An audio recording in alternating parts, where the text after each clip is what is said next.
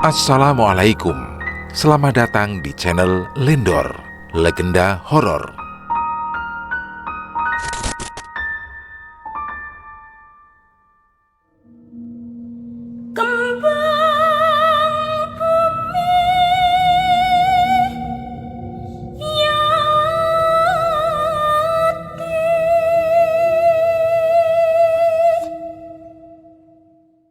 Kisah ini diangkat dari kisah nyata mengenai sumur tua yang meneror salah satu keluarga. Cerita ini berawal saat Pak Rosi membeli rumah baru yang berlokasi di daerah pertengahan kota Cirebon bersama dengan istrinya, Bu Firda. Mereka berdua memilih rumah yang tidak terlalu padat warganya, namun juga ramai lokasinya. Setelah dicari, ternyata ada salah satu rumah yang baru beberapa bulan tidak dihuni. Dan memang pemilik rumah sendiri ingin menjualnya. Pemilik rumah ini bernama Pak Jody. Alasan Pak Jody ingin menjual rumahnya adalah karena dia harus pindah tugas ke Jakarta. Sementara anak istrinya, mereka ingin ikut bersama Pak Jody. Karena itulah Pak Jody berkeinginan untuk menjual rumahnya. Setelah disepakati harga dan ketentuannya, Pak Jody pun menjual rumah tersebut kepada Pak Rosi dengan harga yang tidak terlalu mahal. Karena kebetulan Pak Jody juga membutuhkan uang tersebut, jadi harga yang diajukan pun tidak terlalu melambung tinggi. Walau memang baru beberapa bulan tidak dihuni, namun rumah tersebut masih layak pakai dan kondisinya masih bagus, serta terawat. Akhirnya Pak Jody pun menyerahkan kunci rumahnya kepada Pak Rosi.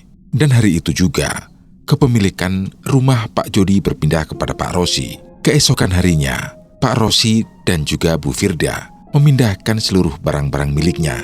Mereka berdua kembali menata ulang peletakan barang-barangnya sesuai dengan posisinya. Di rumah tersebut terdapat 2 kamar dan 1 kamar mandi. Lalu ada juga ruang tamu yang cukup luas. Selain itu, bagian dapur berdekatan dengan ruang makan. Tidak terlalu luas, namun cukup untuk Pak Rosi dan juga Bu Firda. Setelah seluruh barang-barang telah diletakkan sebagaimana tempatnya, malam harinya Pak Rosi mengajak para warga sekitar untuk berdoa bersama, karena memang seharusnya jika memiliki rumah atau tempat baru, maka rumah atau tempat baru itu harus didoakan agar terhindar dari gangguan-gangguan aneh yang berada di sekitaran rumah. Setelah doa bersama selesai, itu artinya mereka berdua sudah merasa aman karena memang rumah barunya telah dahulu didoakan. Minggu pertama mereka menempati rumah tersebut serasa aman-aman saja. Pak Rosi juga sering meninggalkan istrinya di kala lembur malam. Begitu juga dengan Bu Firda. Ia sendiri tidak merasa ada gangguan-gangguan aneh ketika sang suami sedang bekerja atau bahkan lembur. Sehingga dalam keyakinan Bu Firda sendiri, ia tidak merasa takut selama rumahnya telah didoakan sejak pertama kali menempati rumah tersebut. Namun keanehan mulai terjadi saat memasuki minggu ketiga. Bu Firda selalu mendengar suara ketukan pintu dari pintu belakang rumahnya.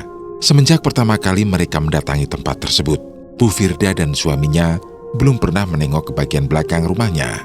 Sehingga suara ketukan pintu rumah itu membuat Bu Firda penasaran. Ia sendiri tak menyangka jika bagian belakang pintunya akan ada yang mengetuk pintu tepat di tengah malam. Akhirnya Bu Firda pun memberanikan diri untuk melangkah menuju ke bagian belakang rumahnya. Namun di saat ia ingin membuka pintu belakang, tiba-tiba ia mendengar suara suaminya yang baru saja datang dari kantornya. Bu Firda pun mengurungkan niatnya untuk membuka pintu tersebut. Ia pun kemudian menuju ke suaminya yang sudah berada lebih dulu di kamar. Saat berada di kamar, suaminya menanyakan sesuatu kepada Bu Firda. "Habis dari mana, Neng? Kok aku datang gak disaut sih?" "Neng habis dari belakang, A. Kebetulan tadi ada yang ngetuk pintu belakang." Pak Rosi pun tidak percaya jika di bagian belakang ada pintu, karena sebelumnya ia tidak mengecek terlebih dahulu. Akhirnya Pak Rosi dan Bu Firda pun bersama-sama untuk mengecek bagian pintu belakang rumahnya. Setelah mereka buka pintu tersebut, ternyata ada sebuah sumur di sana. Tepat di belakang sumur tersebut ada pohon pisang yang sangat banyak. Pak Rosi tidak percaya jika di belakang rumahnya sendiri menuju ke bagian perkebunan. Lalu dia juga masih heran kenapa Pak Jody, pemilik rumah lama, tidak memberitahu akan keberadaan sumur yang ada di belakang rumah. Akhirnya mereka pun kembali menutup pintu rumah dan beranjak beristirahat. Keesokan harinya, Pak Rosi tidak lembur kerja. Dia lebih memilih menjaga istrinya dan ingin benar-benar berada di rumah. Saat itu Pak Rosi masih penasaran dengan bagian belakang rumah.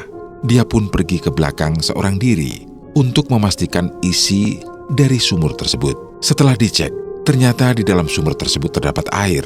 Pak Rosi belum tahu apakah air di dalam sumur itu bisa digunakan atau tidak, karena kondisinya sumur itu sangat gelap dan air di dalam sumur tersebut seperti tidak bersih.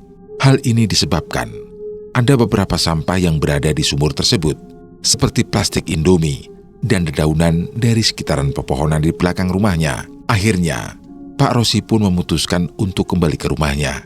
Namun di saat ia ingin menutup pintu, Pak Rosi mendengar suara ringikan tawa anak kecil. Ia benar-benar terkejut saat itu, karena suara itu berasal dari sekitaran pepohonan pisang. Pak Rosi masih berpikiran positif. Mungkin suara tawaan anak kecil itu merupakan anak-anak warga yang sedang bermain di sekitaran pohon pisang. Ia pun segera menutup kembali pintu rumahnya.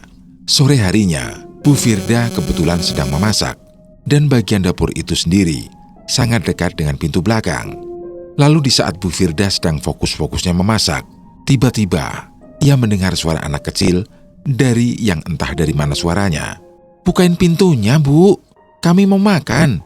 Bu Firda yang mendengar itu langsung merinding seketika. Ia pun memanggil-manggil suaminya yang berada di kamar. Pak Rosi yang mendengar teriakan dari istrinya segera menuju dapur dan menanyakan apa yang sebenarnya terjadi. Bu Firda pun menjelaskan, "Pak, tadi ada suara anak kecil, tapi kayaknya dari belakang pintu itu." Pak Rosi langsung kaget saat itu. Apa yang didengar istrinya sama seperti apa yang didengar olehnya terkait suara anak kecil tersebut. Karena penasaran, mereka berdua pun membuka pintu belakang. Kebetulan saat itu azan maghrib berkumandang. Di saat mereka membuka pintu belakang rumah, ternyata di dekat sumur sudah ada 3 anak kecil sedang duduk, namun membelakangi Pak Rosi dan Bu Firda. Pak Rosi pun langsung menanyakan sesuatu kepada ketiga anak kecil itu. "Dek, udah maghrib. Kalian lagi ngapain?" Namun mereka bertiga tidak menjawab. Lalu mereka bertiga pun berjalan ke arah pepohonan pisang dan menghilang di sana. Bu Firda sudah meyakini bahwa ketiganya bukan manusia. Namun Pak Rosi mencoba untuk menenangkan pikiran istrinya. Pak Rosi berani meyakini jika ketiganya adalah anak warga.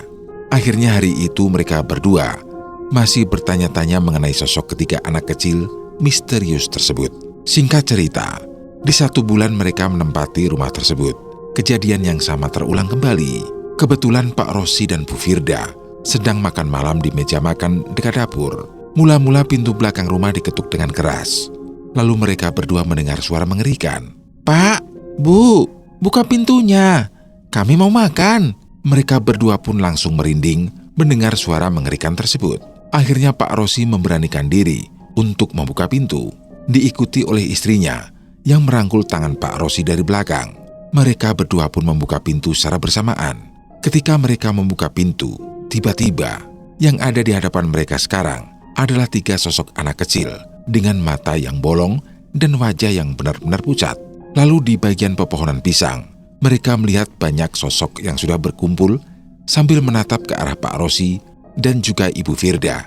Sosok-sosok itu adalah pocong, kuntilanak, dan genderuwo yang kebetulan sedang berdiri tepat di depan pepohonan pisang. Dengan perasaan yang panik, mereka berdua pun berteriak ketakutan dan segera menutup pintu belakang. Setelah itu mereka berdua pun segera menuju ke salah satu ustadz yang berada di tempat tersebut. Malam itu juga, rumah mereka ramai dengan warga. Ustadz tersebut meminta kepada Pak Rosi dan Bu Firda untuk berpindah tempat karena sosok-sosok penghuni dari belakang bagian rumah tersebut tidak menyukai kehadiran penghuni baru dari rumah tersebut. Dan menurut ustadz itu sendiri, dulunya rumah ini adalah rumah pembantaian di masa lalu. Ketika anak kecil itu dibunuh dan dimasukkan ke dalam sumur, lalu sosok-sosok dari pohon pisang memang sudah lama berada di sana. Namun mereka semua mengganggu dan kerap kali meneror pemilik rumah.